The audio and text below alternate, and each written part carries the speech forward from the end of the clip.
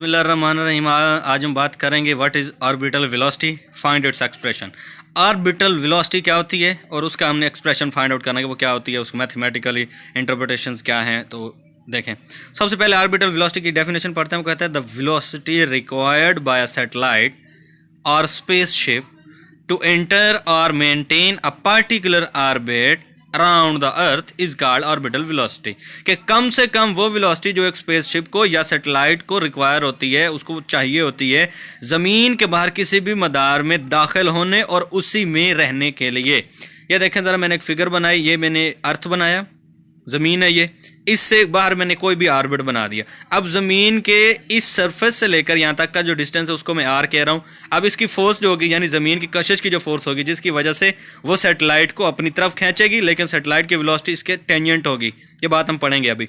तो टेंजेंट होने की वजह से ना ये उधर जा पाएगा ना ये इधर आ पाएगा, तो ये सैटेलाइट इसी ऑर्बिट में क्या करना शुरू कर देगा, रिवॉल्व करना शुरू कर देगा।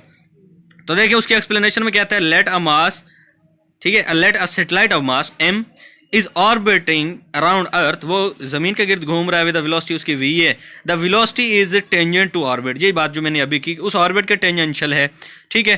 तो the necessary centripetal force is provided by the force of gravitation between earth and the mass m and satellite of mass m।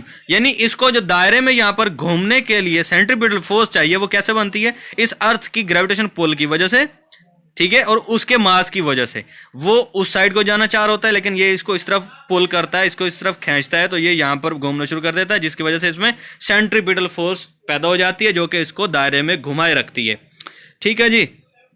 तो उसके बाद वो कहते हैं the force of gravitation between earth of mass capital M and satellite of mass small m है। If r is the radius of orbit then, अब वो कहता है सेंट्रीपिटल फोर्स देखें किसके बराबर होगी, Fc is equal to m v square over r होता है। यहाँ पर s मैंने लिखा क्योंकि ये मास ऑफ सैटेलाइट है, तो s उसको जाहिर कर रहा है। दूसरा जो होगा वो Fg होगी, ग्रेविटेशन की फोर्स जो होगी, जो उस पर ग्रेविटी इस तरह डाउनवर्ड एक्ट कर रही होगी, तो वो जो ग्रेविटी की फोर्स है वो Gm ओवर आर स्क्वायर होती है, ठीक है। अब क्योंकि दोनों फोर्सेज आपस में बराबर हैं, both forces are equal, therefore इन दोनों को कंपेयर कर लेते हैं। दोनों इक्वेशन मैंने लिखी, इनको कंपेयर किया। यहाँ पर ms से ये ms कैंसिल हो जाएगा, ये स्मॉल r और इसका स्क्वायर, यहाँ स्क्वायर कैंसिल हो जाएगा, एक r बच जाएगा, तो ये बच गया हमारे पास v square is equal to Gm over r। यहाँ से v की वैल्यू फाइंड आउट करेंगे, क्योंकि हमें ऑर्बिटल वेलोसिटी चाहिए, तो v इज इक्वल टू निकल आता है, उसका स्क्वायर खत्म किया, अंडर रूट लिया, तो Gm ओवर r आ जाता है। अब दिस रिलेशन शोज दैट, देखें दो पॉइंट है यहाँ पर, orbital velocity of satellite is independent of mass. यहाँ इस फार्मूले में सैटेलाइट का मास का कोई भी नहीं लिखा हुआ, लेकिन जहाँ ज़मीन का मास है ये तो कांस्टेंट होता है।